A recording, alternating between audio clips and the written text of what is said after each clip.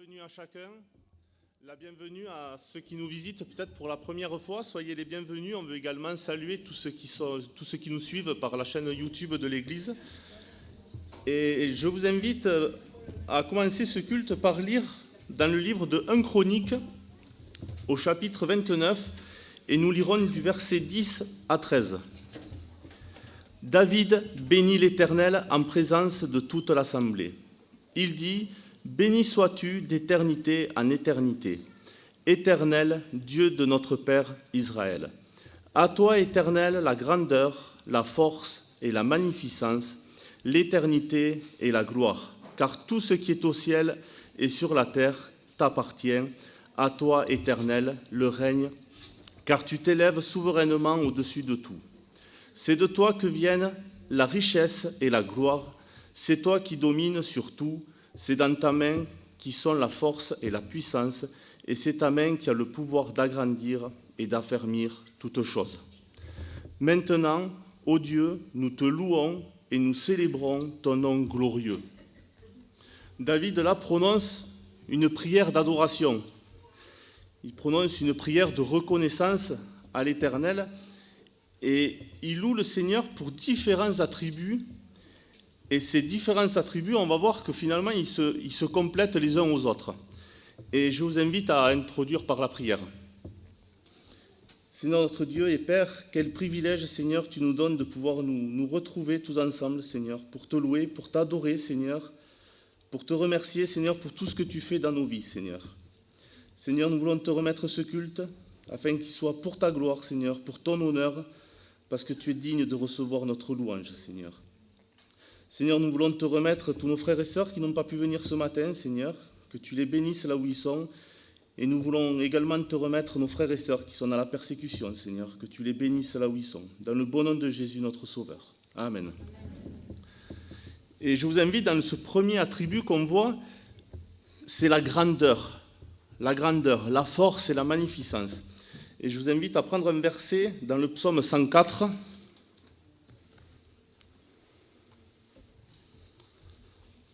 au verset 1, « Mon âme bénit l'Éternel.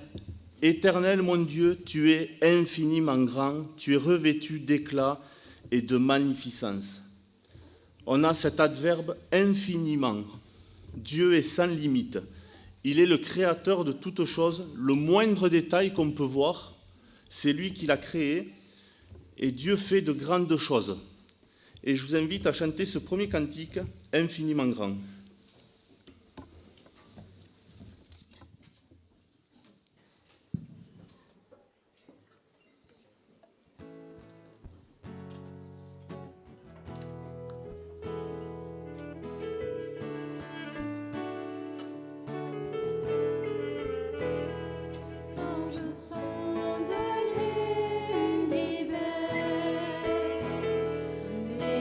Que tu as créé.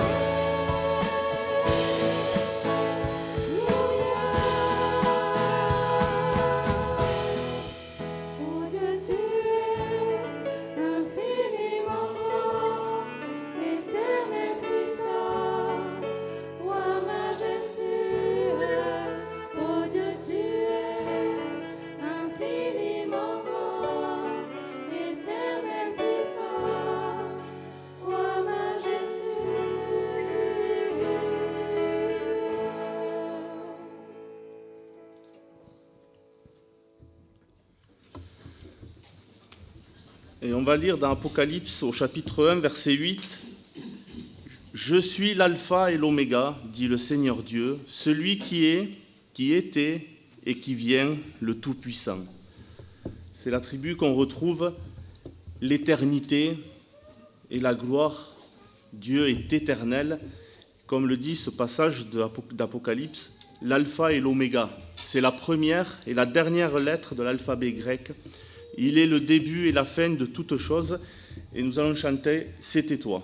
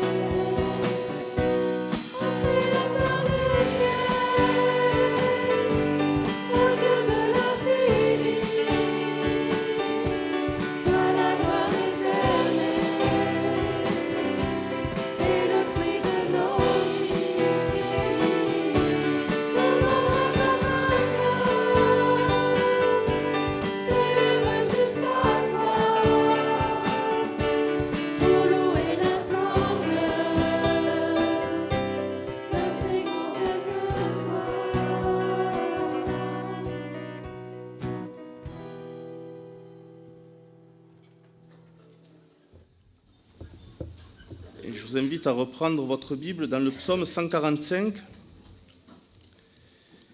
et nous lirons le verset 11, 12 et 13. « Ils diront la gloire de ton règne et ils proclameront ta puissance, pour faire connaître aux fils de l'homme ta puissance et la splendeur glorieuse de ton règne. Ton règne est un règne de tous les siècles et ta domination subsiste dans tous les âges. » Comme on a pu le voir précédemment, Dieu est éternel. Et dans la Bible, beaucoup de versets nous présentent le règne de Dieu. Et on peut le voir également dans le psaume 103, au verset 19.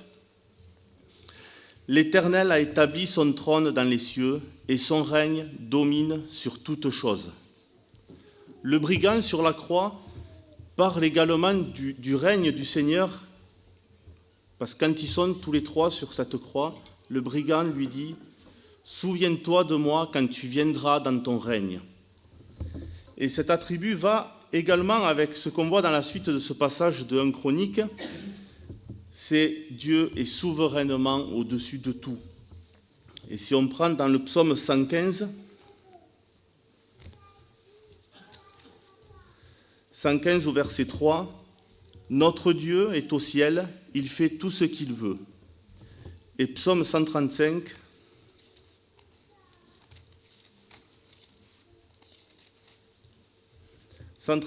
versets 6 et 7, « Dans tout ce que l'Éternel veut, il le fait, dans les cieux et sur la terre, dans les mers et dans tous les abîmes.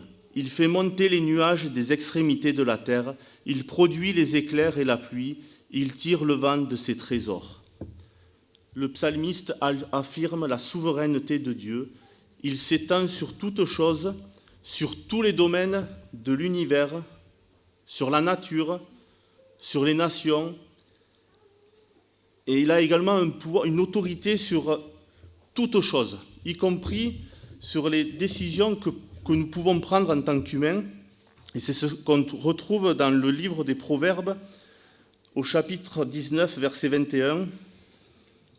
« Il y a dans le cœur de l'homme beaucoup de projets, mais c'est le dessein de l'Éternel qui s'accomplit. » Et je vous invite à chanter 2 cantiques, « Notre Dieu », et nous chanterons par la suite « Au-dessus de tout ».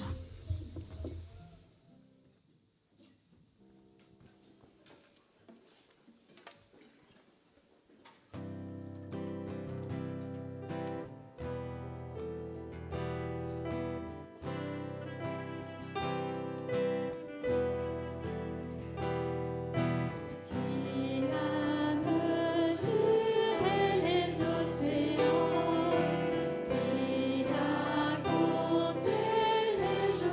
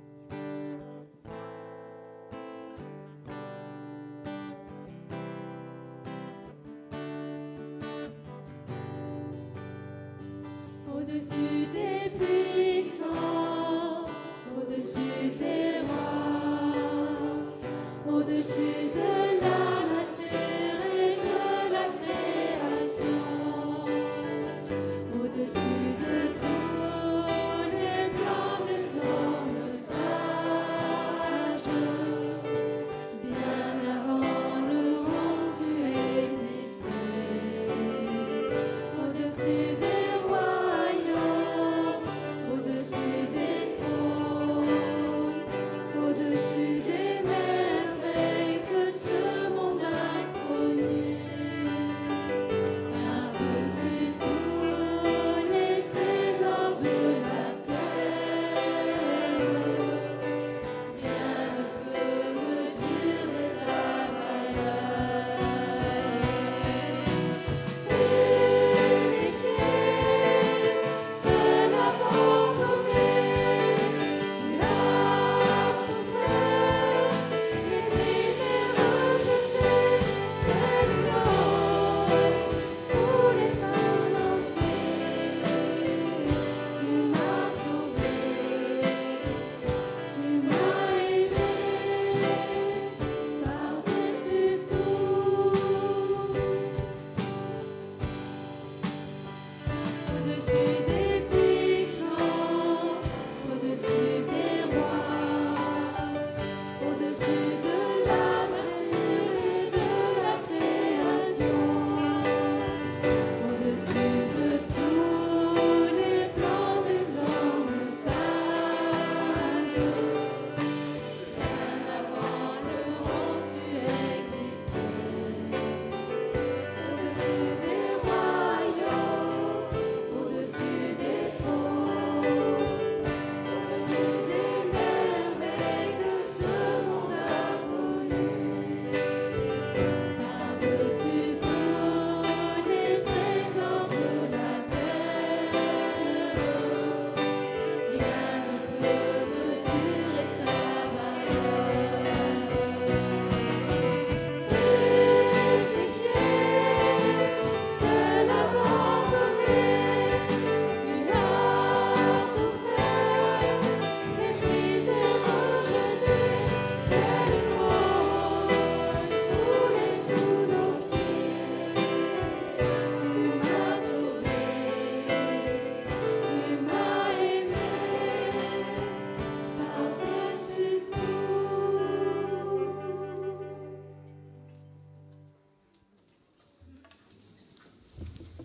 Et je vous invite à avoir un moment de prière, des prières de reconnaissance courtes et à intelligible voix, et je terminerai.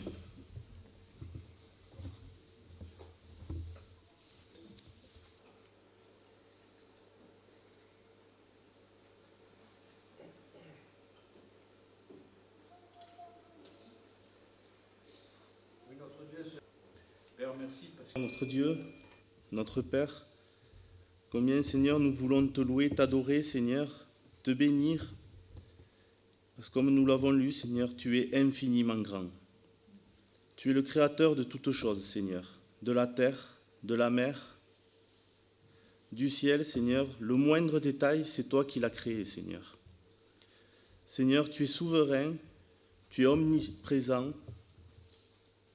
Et Seigneur, bien plus, tu as quitté la gloire de ton ciel pour venir nous racheter, Seigneur.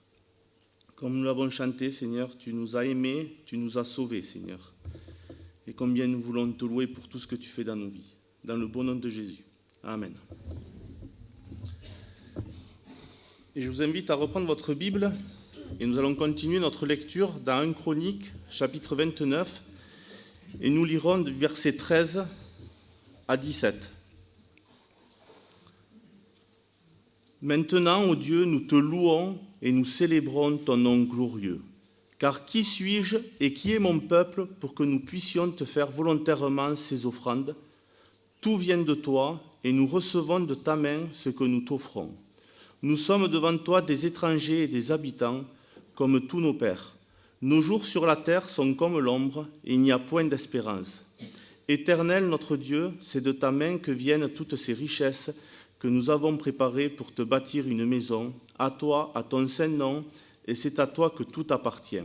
Je sais, ô mon Dieu, que tu sondes le cœur et que tu aimes la droiture. Aussi, je t'ai fait toutes ces offrandes volontaires dans la droiture de mon cœur, et j'ai vu maintenant avec joie ton peuple qui se trouve ici t'offrir volontairement ces dons. Tout ce que nous possédons vient de notre Seigneur. Le moindre détail, tout vient de notre Seigneur. Et je vous invite à chanter ce cantique « Je chanterai gloire » et j'appellerai les deux frères pour passer pour l'offrande.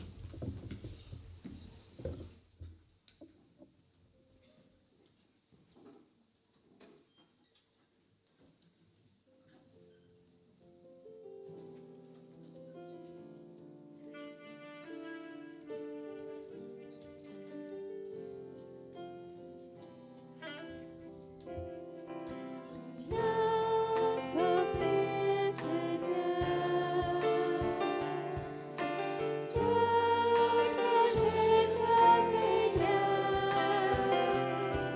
Je viens t'offrir ma vie. Oui, à toi, Jésus-Christ. Et même si je suis fragile, et même si c'est difficile, je chanterai gloire à l'Éternel. Je chanterai louange à son nom. Je chanterai Dieu, mon essentiel. Je chanterai en l'honneur de son nom. Je viens te dire, Seigneur, que tu es mon bonheur. Non, rien ne peut détruire notre bel avenir. Et même si je suis fragile,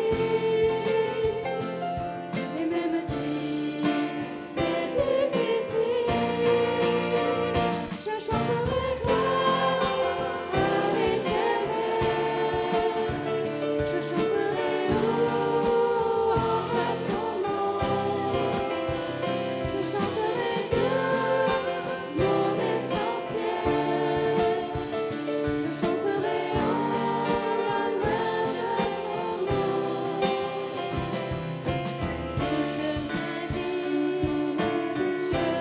vie, je redirai que tu as donné ta vie. Toute ma vie, je redirai que tu as payé le prix. Toute ma vie, je redirai que je ne vis que pour lui. Je chanterai gloire à l'Éternel. Je chanterai louange à son nom. Je chanterai Dieu, mon essentiel. Je chanterai en l'honneur de son nom.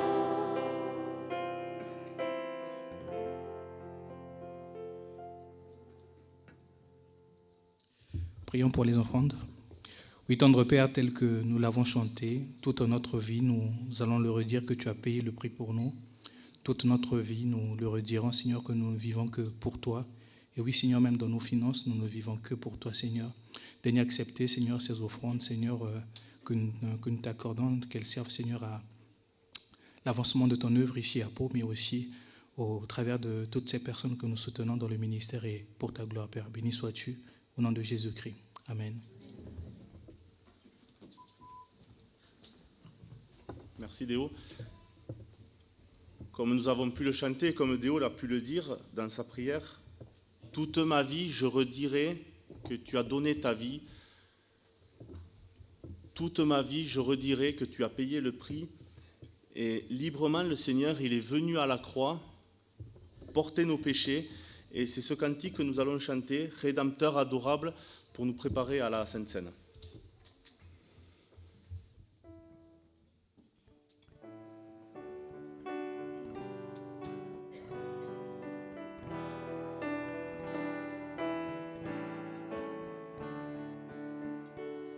Rédempteur adorable, sur la croix attachée, traité comme coupable, brisé comme mon péché. Ton angoisse suprême, ta douleur t'entoura, me disent vois je t'aime, j'ai pris ton châtiment.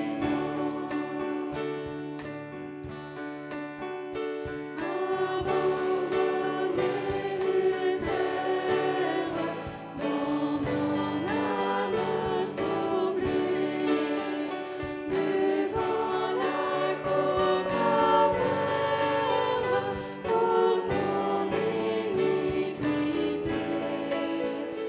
De l'éternelle flamme, mon amour te sauva.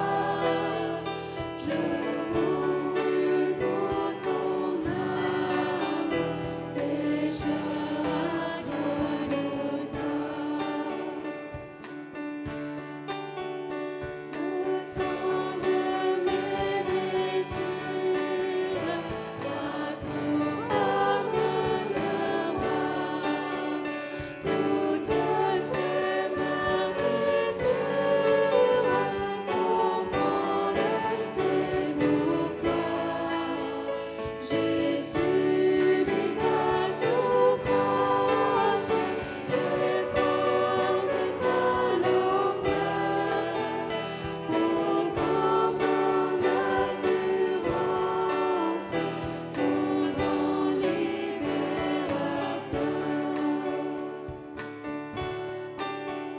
Ton amour me réclame, me voici, cher Sauveur. Oh mon corps et mon âme, pour prix de ta douleur. Oui, mon malheur ravie, désormais ne veut plus que vive de ta vie, à ta gloire, Jésus.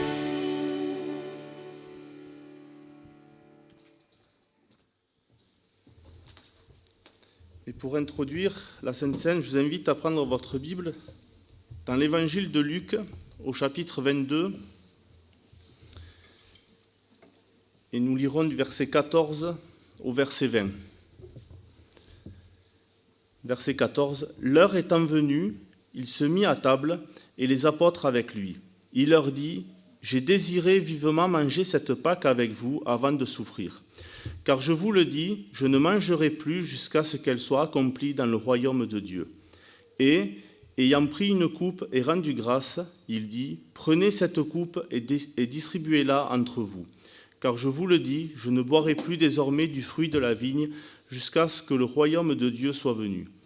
Ensuite, il prit du pain, et après avoir rendu grâce, il le rompit et leur donna en disant : Ceci est mon corps qui est donné pour vous. Faites ceci en mémoire de moi. Il prit de même la coupe après le souper et la leur donna en disant : Cette coupe est la nouvelle alliance en mon sang qui est répandue pour vous. Dans ce passage, on retrouve une phrase au verset 19 : Faites ceci en mémoire de moi. Ça veut dire se rappeler, se souvenir de l'œuvre parfaite que notre Seigneur a accomplie à la croix. Il a quitté la gloire de son ciel pour venir porter l'ensemble de nos péchés. Et ces symboles que nous allons partager, ce pain et cette coupe, sont réservés à tous ceux qui ont accepté Jésus-Christ dans leur vie et qui en ont témoigné également par les eaux du baptême. Et pour faciliter la distribution, je demanderai aux personnes qui souhaitent partager ces éléments de se lever et puis nous nous attendrons pour prendre ces symboles. Et je demanderai aux frères de venir pour m'aider à distribuer.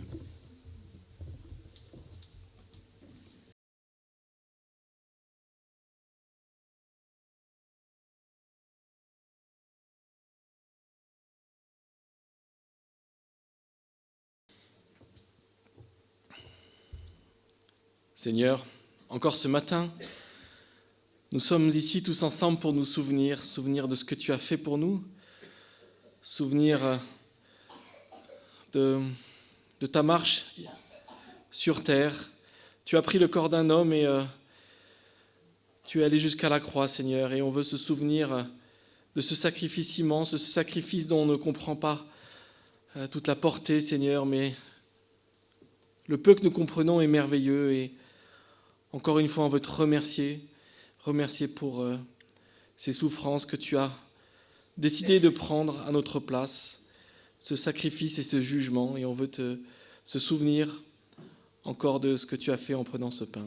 Amen.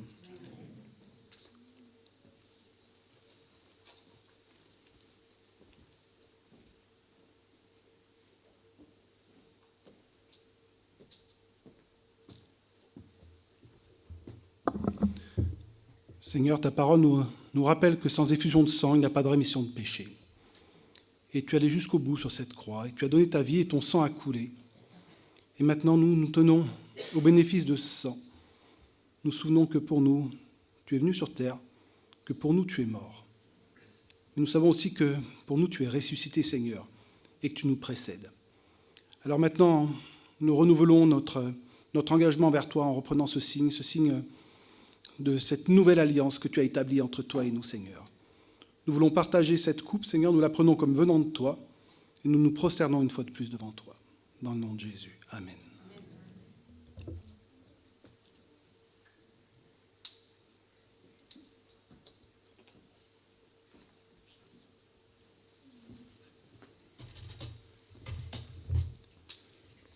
Pendant qu'il ramasse, je vous invite à chanter un dernier chant. Quelle grâce incomparable, puis nous laisserons partir les enfants à l'école du dimanche. Et ensuite, je laisserai la place à Benjamin pour le message.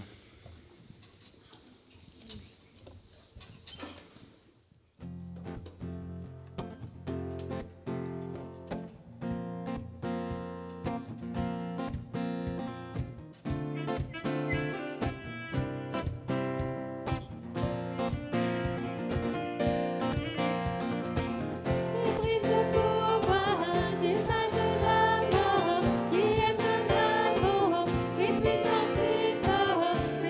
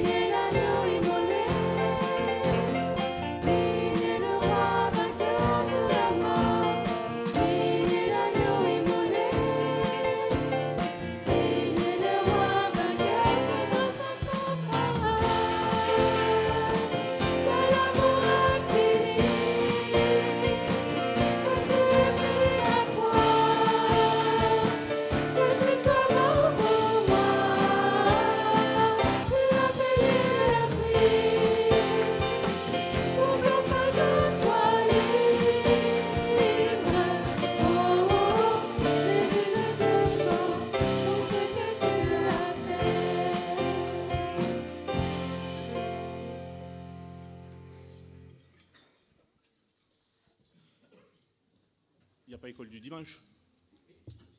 Ah, mais les enfants, vous pouvez partir alors.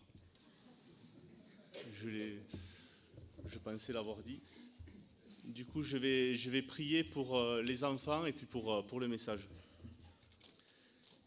Seigneur notre Dieu, merci pour ces différents enfants que nous avons, Seigneur. Merci pour les moniteurs. Seigneur, vraiment, je t'invite à ouvrir le cœur de ces enfants, Seigneur, que tu puisses vraiment les enseigner, Seigneur. Et je voudrais te remettre également les différents moniteurs qui vont leur enseigner ta parole, Seigneur.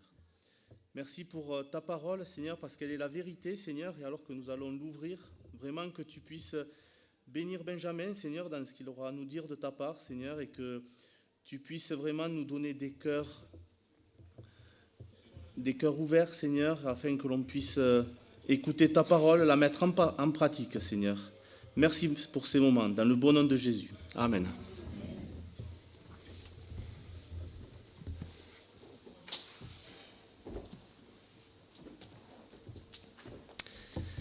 Bonjour à tous. Merci Ludo pour ce moment de louange, cette prière.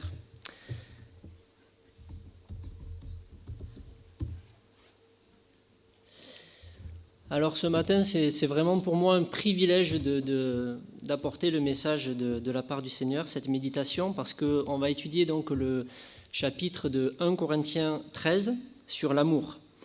Et donc, ce message vient compléter les études bibliques du mardi soir, notamment les dernières à laquelle nous avons été conduits. Nous avons été conduits par Josias, dans notamment les blocs 12, 13 et 14.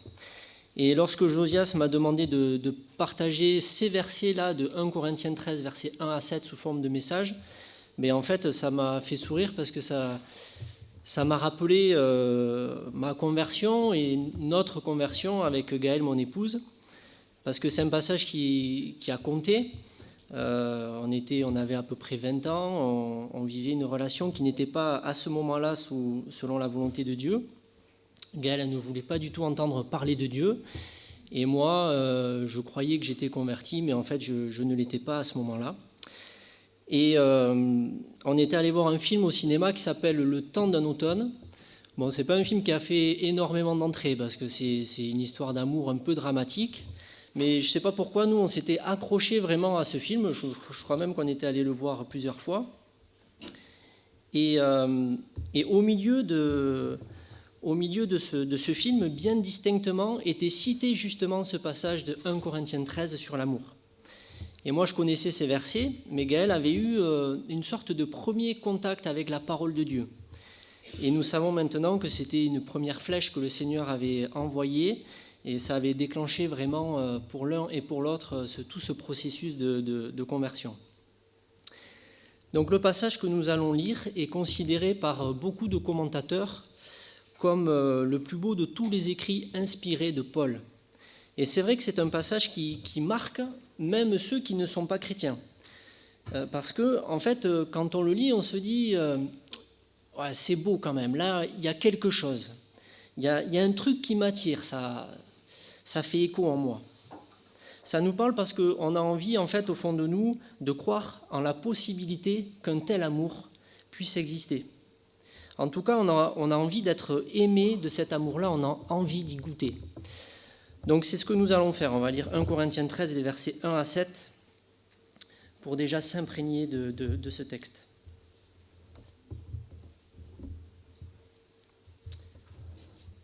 Alors Paul nous dit « Quand je parlerai les langues des hommes et des anges, si je n'ai pas l'amour, je suis un airain qui résonne ou une cymbale qui retentit.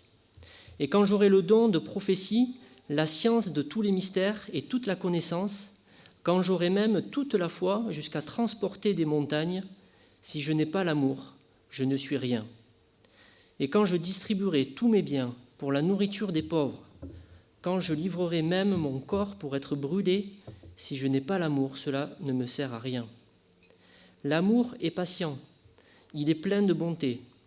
L'amour n'est point envieux. L'amour ne se vante point. Il ne s'enfle point d'orgueil. Il ne fait rien de malhonnête. Il ne cherche point son intérêt. Il ne s'irrite point. Il ne soupçonne point le mal. Il ne se réjouit point de l'injustice, mais il se réjouit de la vérité. Il excuse tout, il croit tout, il espère tout, il supporte tout. L'amour ne périt jamais. C'est beau quand même, hein? C'est extrêmement riche, extrêmement profond. Chaque mot compte, chaque mot pèse.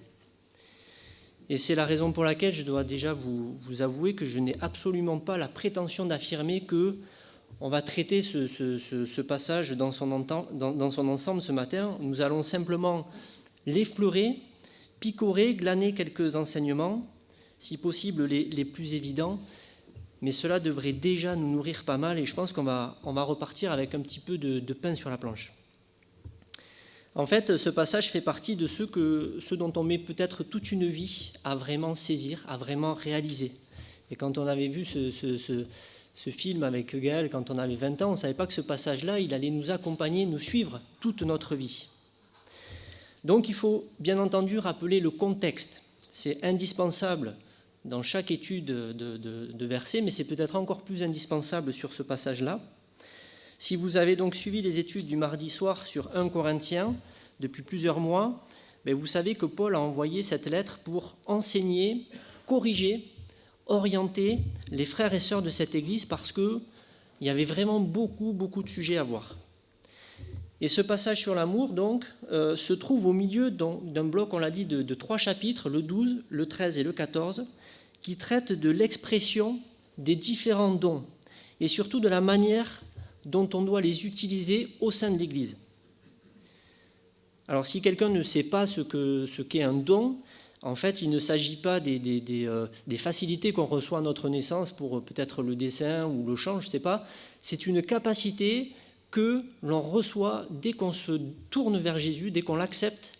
En fait, c'est Dieu qui nous l'envoie, qui nous envoie une capacité supplémentaire qui nous arrive. Et donc, les études que nous avons suivies nous ont montré qu'il y avait une sorte de compétition au sein de cette Église pour savoir qui était celui qui avait le plus de dons ou alors quels dons étaient les plus importants que tel autre. Ces frères et sœurs pouvaient en arriver à se glorifier de cela. Et il y en avait même certains qui imposaient des démonstrations spirituelles égocentriques qui pouvaient en arriver à troubler vraiment l'unité de l'Église. Ça fait penser un peu aux disciples qui se demandent tout d'un coup, mais parmi nous, qui est le plus grand ?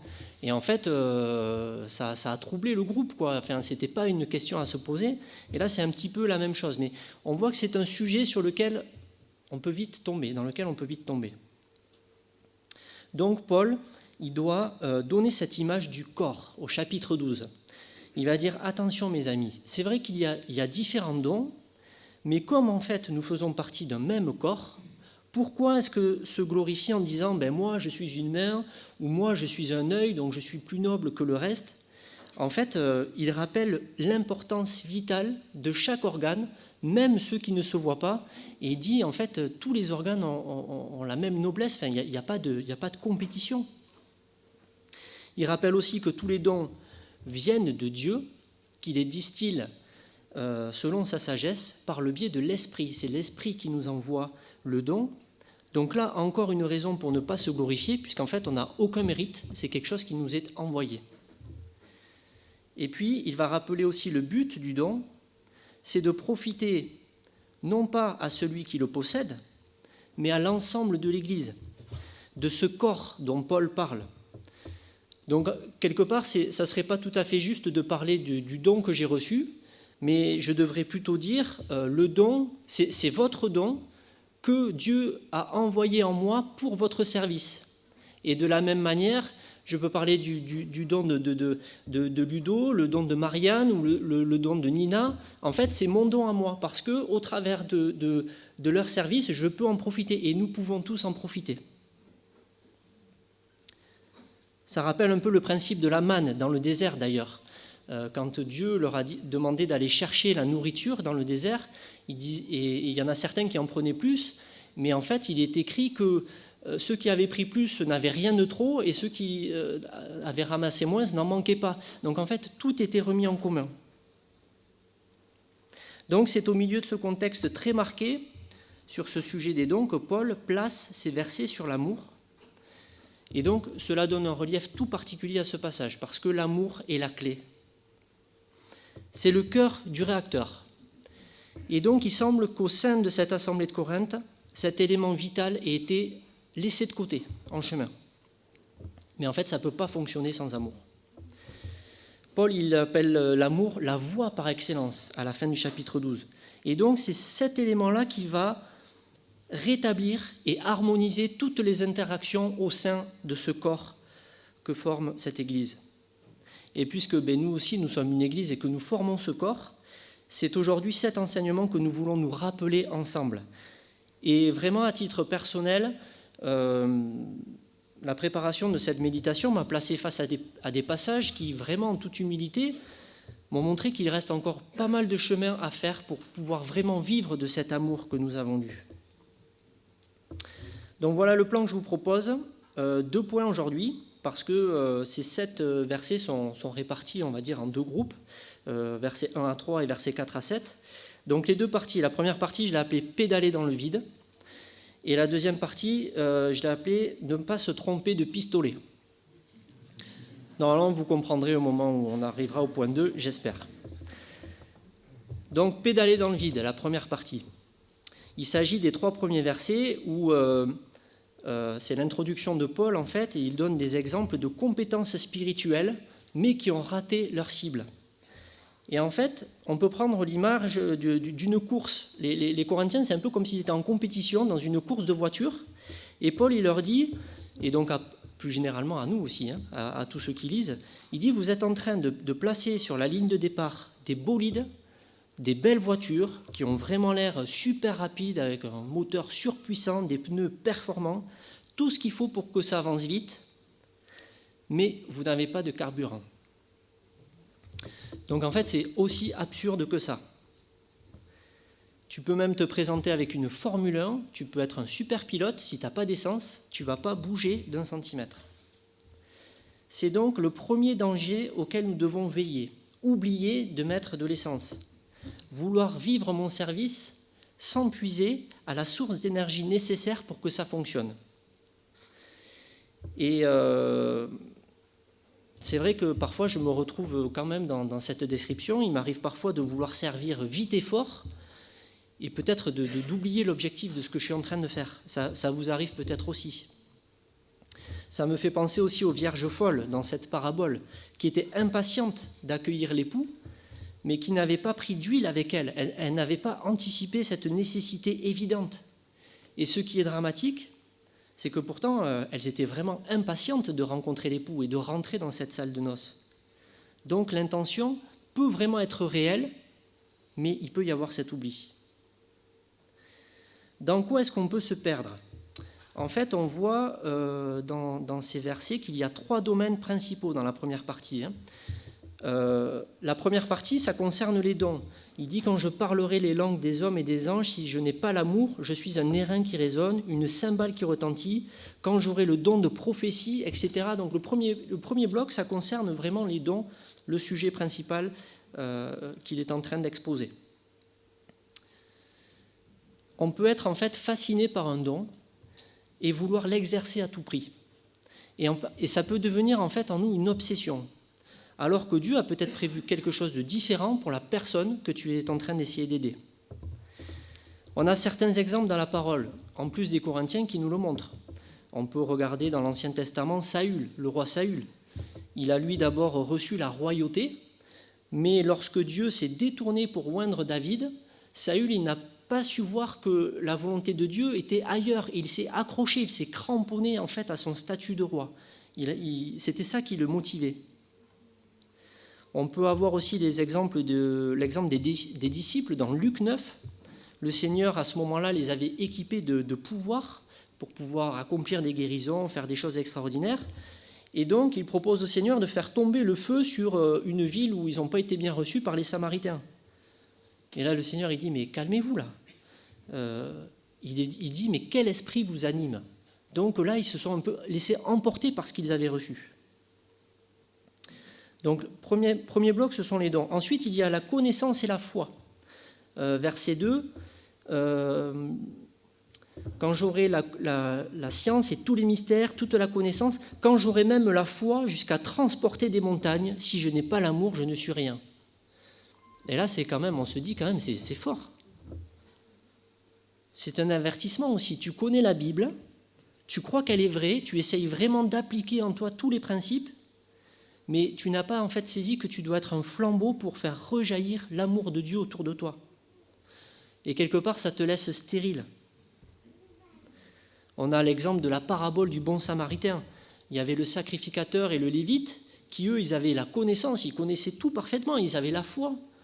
Mais ils ne sont pas venus en aide à cette victime, et c'est le samaritain qui, lui, n'avait peut-être pas de connaissance, qui a eu de la compassion pour cet homme. On a aussi l'exemple dans la parole de Jonas. Jonas était un prophète aimé de Dieu. Il avait certainement la foi, il avait reçu une mission très claire de Dieu, aller annoncer un message dans la ville de Ninive. Bon, après plusieurs tergiversations, il a fini par y aller, mais il n'a pas su les aimer. En fait, la Bible nous montre que son cœur n'a pas été touché, il était même presque jaloux, en fait, de ce qu'il avait. Et enfin, le troisième danger, ça peut concerner nos œuvres. Nos œuvres, à partir du verset 3. « Et quand je distribuerai tous mes biens pour la nourriture des pauvres, quand je livrerai même mon corps pour être brûlé, si je n'ai pas l'amour, cela ne me sert à rien. » Et ça, c'est l'inverse de ce qu'on vient de voir, en fait. C'est du coup trop partir dans le service. Et c'est un piège redoutable, parce qu'on pense qu'on est en plein dans l'amour de Dieu. Mais Paul laisse entendre qu'on peut peut-être chercher une sorte de mérite par ses œuvres. Elle nous donne l'illusion de soulager notre conscience. Mais en fait, est-ce qu'on a vraiment la bonne intention quand on le fait? Est-ce qu'on a vraiment l'intention que les gens qu'on aide trouvent le salut et pas simplement qu'elles trouvent un réconfort temporaire? Moi, ça m'arrive des fois de me dire ça, enfin de vouloir à tout prix donner un évangile à quelqu'un, et une fois que j'ai fait, je dis « Oh, ça y est, je l'ai fait ». Oui, d'accord, mais est-ce que tu as vraiment le cœur qui est touché pour que cette personne, elle comprenne ce qu'elle va lire, etc. On pense aussi à Marthe, que Jésus a dû reprendre lors de son repas. Au lieu de profiter de l'enseignement précieux du Seigneur, qui était assis chez elle, elle s'est affairée et elle a gâché une occasion unique de recevoir l'amour de Jésus, qui aurait été certainement plus utile en fait pour qu'ensuite elle puisse le retransmettre autour d'elle. Mais elle était accaparée par ce qu'il fallait faire. Donc on s'appuie souvent sur ces trois domaines pour chercher à se convaincre que nos efforts sont bien orientés. Et très naïvement, un peu comme les Corinthiens, on se dit que bon, mais si on est actif, si on œuvre dans l'un de ces trois domaines, mais à force d'œuvrer, ça va produire de l'amour. Mais Paul, il est radical. En ignorant l'amour, on comprend qu'on est en train de pratiquer des œuvres humaines, charnelles, qui en fait vont être brûlées par le feu au moment du jugement, lorsque nous verrons en fait si nous avons bâti avec les bons matériaux. Paul donc rappelle tout simplement l'ordre des choses. Il n'est pas bien sûr en train de dire que ces trois domaines ne servent à rien, pas du tout. Ce serait mal comprendre ce texte que de penser ça. Il nous dit que le bon ordre, c'est celui-là. Avant de monter dans ta voiture de course, pense à faire le plein. Et ça commence par recevoir son amour. On a ce passage dans Romains 5,8 qui nous dit « Mais Dieu prouve son amour envers nous en ce que, lorsque nous étions encore pécheurs, Christ est mort pour nous. » Ça, c'est la première étape. C'est recevoir et comprendre qu'il ne peut rien sortir de bon de notre être pécheur, qu'en fait, tout nous vient de Dieu. Il nous a aimés en premier et nous devons donc tomber émerveillés devant cette grâce parfaite qui nous offre la liberté. Et c'est vraiment à cela que nous devons carburer. Nous avons chanté tout à l'heure un chant où tout d'un coup on est devant l'amour de Dieu et on se rend compte de la merveille que ça représente. 1 Jean 4, 9 à 11 nous dit « L'amour de Dieu a été manifesté envers nous en ce que Dieu a envoyé son Fils unique dans le monde afin que nous vivions par lui.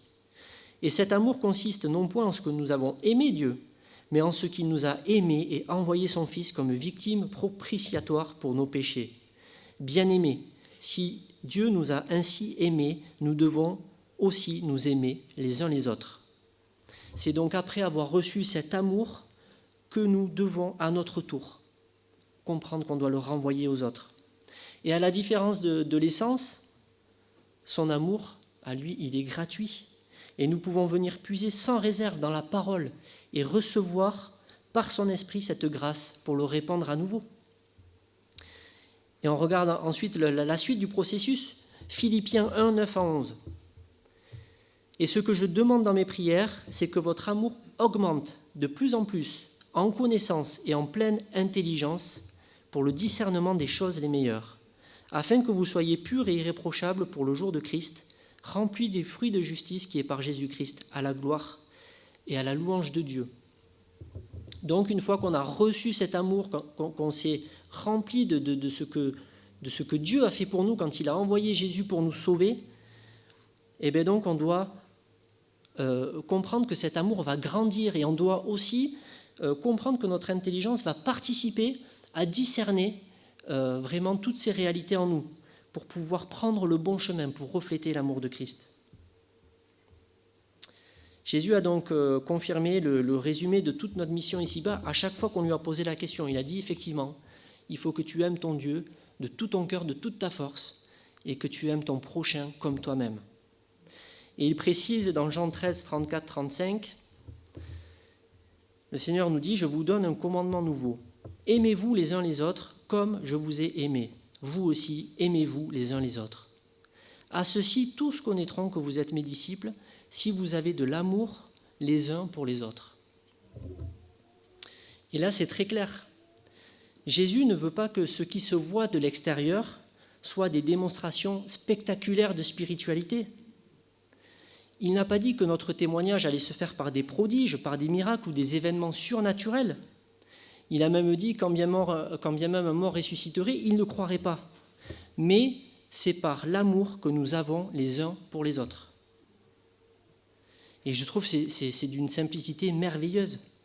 Les gens vont être touchés, non pas par ce que l'on fait d'extraordinaire, ça peut même peut-être plutôt les troubler et les rendre méfiants, mais par l'unité et la sainteté dans nos relations. C'est la sincérité de l'amour qu'il y a entre nous et de l'amour qu'on a pour eux qui peut foudroyer leur cœur. Et ils vont se dire, mais là je crois que je suis en face de quelque chose de vrai, quelque chose d'authentique. Et c'est vrai que souvent les gens qui nous rejoignent témoignent de ça et disent, oui, c'est vrai que c'est ça qui m'a touché. C'est donc un énorme défi que le Seigneur nous lance. Êtes-vous convaincus, mes frères et sœurs, qu'entretenir des relations saines et aimantes entre nous, c'est la clé de tout? Est-ce que vous êtes vraiment convaincus de ça? Bien sûr que les dons que nous avons vont pouvoir s'exprimer à l'intérieur de cet amour, mais le don doit être au service de l'amour et pas l'inverse. Et peut-être qu'au ciel, je me rendrai compte que je me suis sincèrement trompé, mais je ne crois pas qu'une église qui affiche comme témoignage principal l'expression de ses dons, de guérison, ou qui pratique toutes sortes d'expériences surnaturelles corresponde au plan que le Seigneur nous a demandé de mettre en œuvre, même si c'est fait avec passion. On en arrive au deuxième point, ne pas se tromper de pistolet. Alors ce deuxième point il a pour but d'essayer d'expliquer d'où peut venir la confusion. On a compris qu'il faut mettre de l'essence dans le moteur en premier, mais si vous sortez tout à l'heure, vous allez à la station Total, vous allez vous trouver face à 3 pistolets.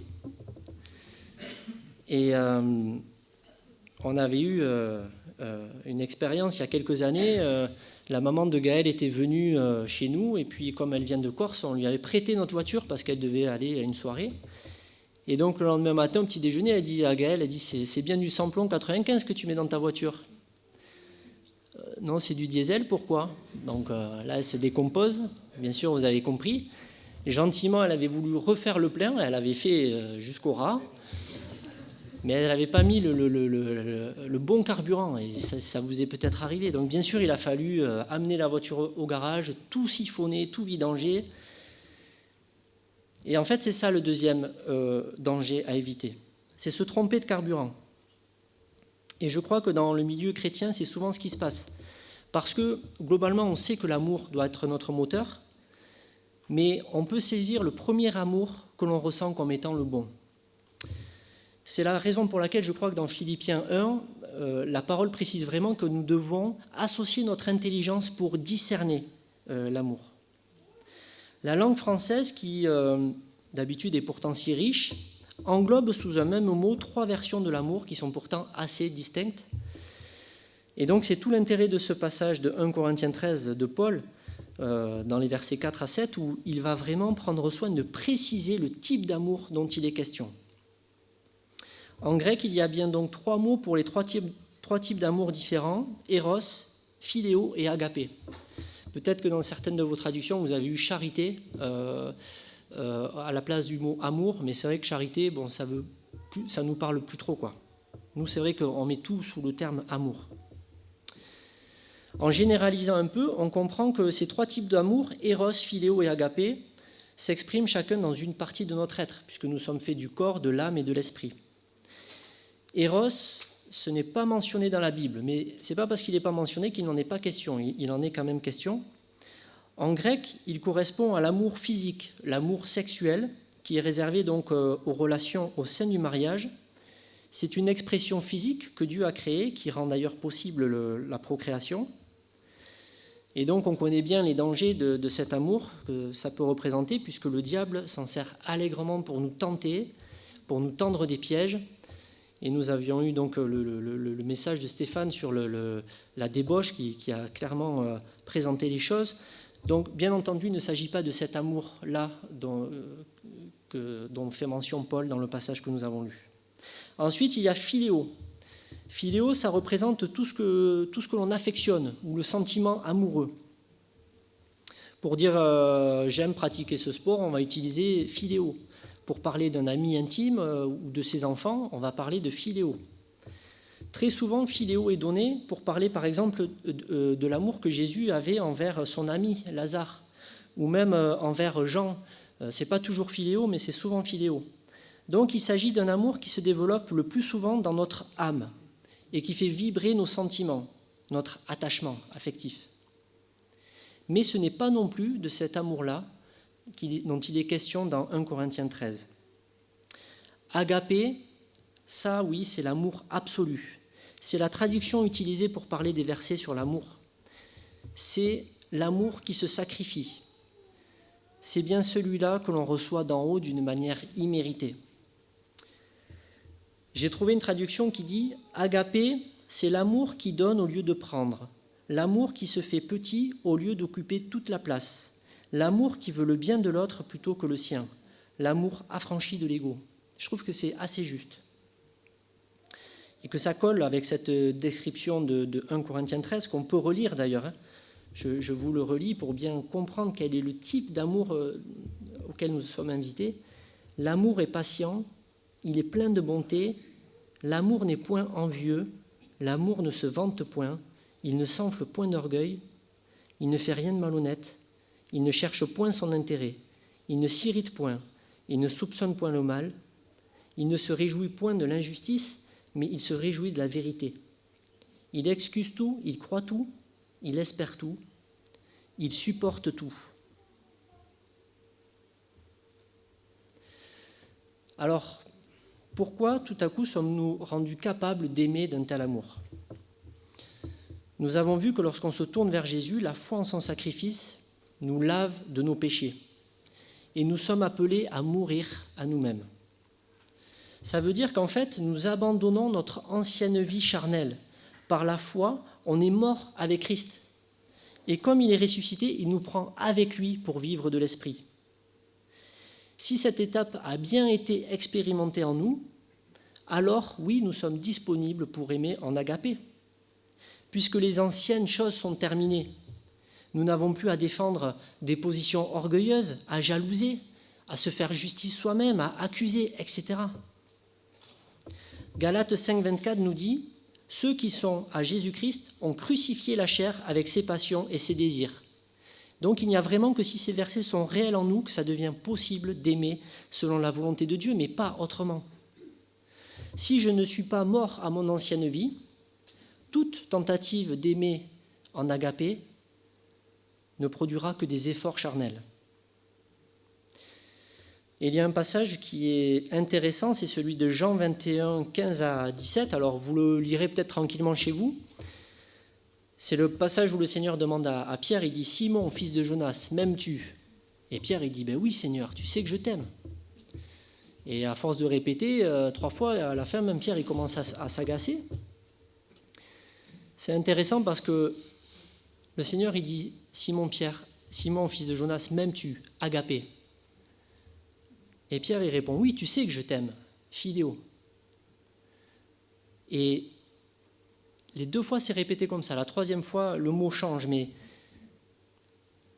c'est quand même une question que l'on doit se poser. Est-ce que j'aime Dieu en agapé? Est-ce que je vous aime en agapé? Est-ce que je vis mon don en agapé? Je pense que cette église de Corinthe était tombée dans ce piège. Ils aimaient l'expression de leur don parce que ça faisait vibrer leurs émotions, mais ça les a éloignés du véritable amour dont parle le Seigneur. Et donc, entre eux, il y avait forcément des disputes, des clans qui étaient engendrés par ce déséquilibre entre Philéo et agapé. Nous avons besoin des 2 amours, même des 3, chacun à sa bonne place. Nous avons besoin de Philéo. Jésus lui-même a aimé en Philéo, il a ressenti des sentiments, il a tressailli de joie à certains moments, il a pleuré à d'autres. Mais nous ne devons pas nous laisser conduire par cet amour-là. Jésus a précisé sa volonté, Matthieu 5, 46. « Si vous aimez ceux qui vous aiment, quelle récompense méritez-vous? Les publicains aussi n'agissent-ils pas de même? » Donc, trop de Philéo, pas d'agapé. Matthieu 5, 44. « Moi je vous dis, aimez vos ennemis, bénissez ceux qui vous maudissent, faites du bien à ceux qui vous haïssent, priez pour ceux qui vous maltraitent et vous persécutent. » Et vraiment, pour qu'on comprenne verset 48, « Soyez parfaits comme votre Père céleste est parfait. » Cela n'est possible que si on est vraiment attaché à Christ. On sait bien que par nous-mêmes, cette perfection n'est pas possible, mais par la foi en son esprit, le processus de recevoir cet amour agapé s'enclenche en nous.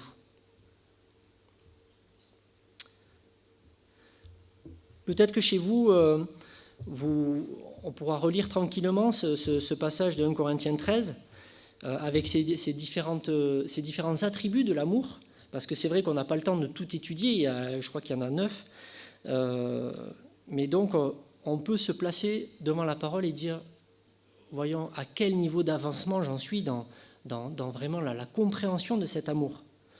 Quand j'étais jeune, je jouais à un jeu de foot sur la console vidéo, et en fait, pour choisir les joueurs, il y avait des critères, il y avait des curseurs. Par exemple, la rapidité, donc il était à tel curseur, ou la précision, ou l'endurance, etc.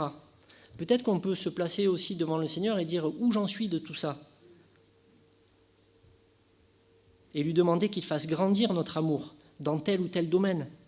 Seigneur, aide-moi peut-être parce que je suis irritable, ou parce que je manque de patience, ou parce que j'ai du mal à être tout le temps honnête. Aide-moi à mourir à moi-même dans ce domaine, parce que c'est vrai, je reconnais que ça, je ne l'ai peut-être pas crucifié à ta croix. Je n'ai pas compris que tu m'en as déjà délivré, parce que tu as déjà payé le prix pour ça. C'est vraiment lui qui peut nous donner cet amour et nous faire grandir. Nous allons donc conclure, et pour terminer, je voudrais tenter juste peut-être une petite astuce. Je pense que ça peut nous aider. Si on lit 1 Jean 2, 1, on lit ce verset. « Mes petits enfants, je vous écris ces choses afin que vous ne péchiez point. Et si quelqu'un a péché, nous avons un avocat auprès du Père, Jésus-Christ le juste. » Et je pense que l'on peut résumer l'expression de l'amour qui nous est demandée avec cette image. Est-ce que ça vous dirait peut-être de devenir avocat? Un avocat, il cherche toujours le meilleur pour son client. Il veut toujours faire en sorte de lui permettre d'échapper au jugement. Et en fait, c'est ce que nous devons faire entre nous. et aussi envers ceux du dehors. C'est se trouver les uns les autres des arguments pour chercher à se pardonner, à se comprendre et à construire vraiment sur le roc. Souvent, on se dit, bon, mais moi, si j'étais avocat, je ne pourrais pas défendre les méchants. Les gentils, oui, mais pas les méchants. Je choisirais mes clients. En fait, je serais un avocat philae, en quelque sorte. Philéo, pardon, je m'y perds. Mais en fait, le Seigneur est notre avocat alors que nous sommes indéfendables. Nous avons tous besoin d'être défendus. Et l'idée n'est pas de tout accepter de tout le monde ou de ne pas défendre à certains moments certains intérêts. Parfois, faire preuve d'amour, c'est aussi dire les choses sincèrement à notre frère ou à notre sœur. Mais au travers de toutes nos actions, la personne en face doit comprendre que nous souhaitons profondément son bien, que nous souhaitons la rendre meilleure et par-dessus tout que nous souhaitons son salut. Ce que nous pouvons retenir dans la communion fraternelle que nous vivons entre nous, c'est que nous devons vraiment veiller à cet équilibre entre philéo et agapé. Nous avons besoin du philéo, c'est normal, nous avons des affinités plus avec tel ou tel autre, mais que vraiment le fondement de notre Église, ce soit l'amour agapé, ce soit vraiment celui-là qui nous porte. Et pour puiser cet amour agapé, la station-service, elle est là.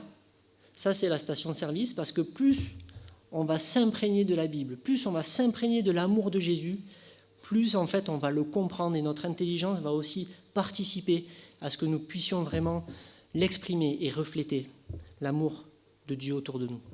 Prions.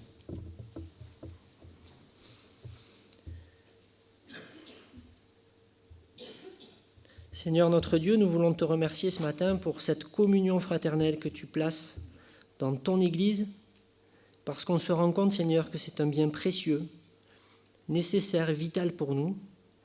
Et nous voulons te remercier, Seigneur, parce que ce matin, dans ta parole, tu nous rappelles vraiment ce qui doit être le fondement de cette communion. Combien nous devons d'abord comprendre que par nous-mêmes, nous ne pouvons rien, que tout nous vient de toi, que tu nous as libérés, Seigneur, de notre péché, et qu'une fois libres, alors nous pouvons servir et aider en voulant répandre cet amour que nous avons reçu autour de nous.